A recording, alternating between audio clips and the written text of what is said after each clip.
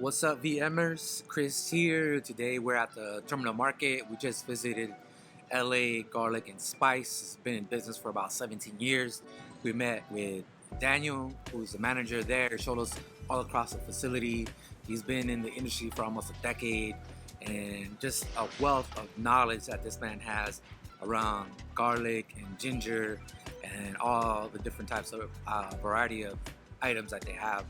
Now they ship their ginger from 3 different countries in Latin America, and he was just sharing how sometimes even the geopolitical atmosphere can really affect the logistics of getting product here to the country. Product comes in from South America, from New Zealand, from Australia, from China, Thailand, Vietnam, Spain, all these different countries of origin. It hits here first, and then it's distributed out to the Midwest, to the East Coast at times. So we have a very special relation with agriculture around the world.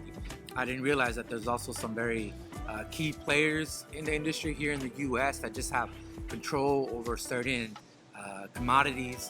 So sometimes it can be very difficult for distributors to source or distribute locally because of that. Retail is very complex. You have merchandisers, you have commodity managers, you have huge stores that are being bought by other huge stores, and then you have co-ops, and there's a wide variety of retail grocery stores that a consumer is able to look at.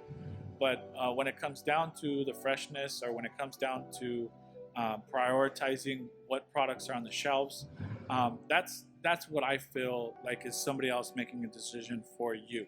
The supply chain is just very complex, very political, and for us, it's building a platform to be more transparent throughout that supply chain, to shift buying power a little bit more locally. If you want to be informed that Valencia oranges are in season and they're a great buy, that should be something that you should look at. Or if you want to know that something new and different, dragon fruit or cara oranges, or ginger from Brazil, the season is starting, or Mexican garlic, Peruvian garlic.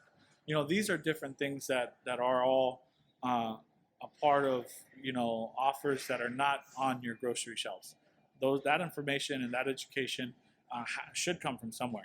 Just an update on some of that. We have our GoFundMe that's on right now. Make sure to contribute, because we want to build out not just a platform for the sake of it, but really a platform to impact the whole food industry and the whole supply chain. So make sure you check that out. Right now we're just in communication with our development team to build out the platform when it's ready, but we need some of that funding to come kick in. Daniel has been a big advocate for our platform. There's a lot here that in LA that I think is not exposed properly, and I think that exposure should be there, just for the information and the education to consumers to know that there are options, because this is basically where your store owner will go to. He's very knowledgeable. He showed us around, and I didn't even know that even with ginger, it has to be kept at a certain temperature so that it doesn't turn into a blend. So it's very knowledgeable, and in this segment, we're going to share a little bit more and take you around the facility. So check it out.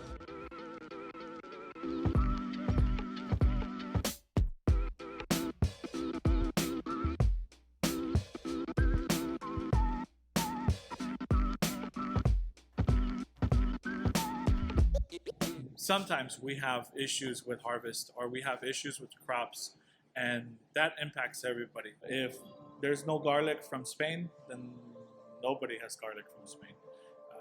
Nobody in North America will have garlic from Spain. If the Chinese garlic is short, then there's Chinese garlic is short. It's very, very difficult to find it, and a lot of companies are struggling to fill in that demand based on other country of origins, since the impact of weather has had such a big determining factor if supplies are going to be there or not. So again, rain or heat or drought will impact the soil. It'll impact the crops, and when we bring the product in, the product isn't as top notch for us to then resell to our customers that are looking for premium product. And then the U.S., we want our product to be as perfect as possible when we purchase it, right? We don't want no blemishes. We want it to be a very good product that we feel confident to buy, that we feel that this product is going to be healthy for ourselves. We buy with our eyes. It's what everybody does. And so we take a process and we take a moment to go through each and every case. It's something that not every company that I know does, but we take the time and the labor to go through each and every case to make sure that it's an accurate weight, that the product is clean, free of debris, free of any type of blemishes, free of any type of any type of number two grading that would impact our ability to offer it to our premium customers, or any customer for that matter, that would look to make a purchase from us and then know our quality and our standards. So we do have a room where we go through and we sort and we pack all of the product that we have. That goes for our garlic as well. If the garlic comes in with blemishes, or if the garlic comes in with a different sizing, as in bigger bulbs and smaller bulbs, we take the time to sort those two out and make sure that the customer gets the specific requirements that they're looking for. But we do our best with LA Garlic and Spice to inform our consumers, our clients, and on our side, we do our best to share market updates, and we share availability, any type of changes that we get or that we hear or we're impacted from on our side here.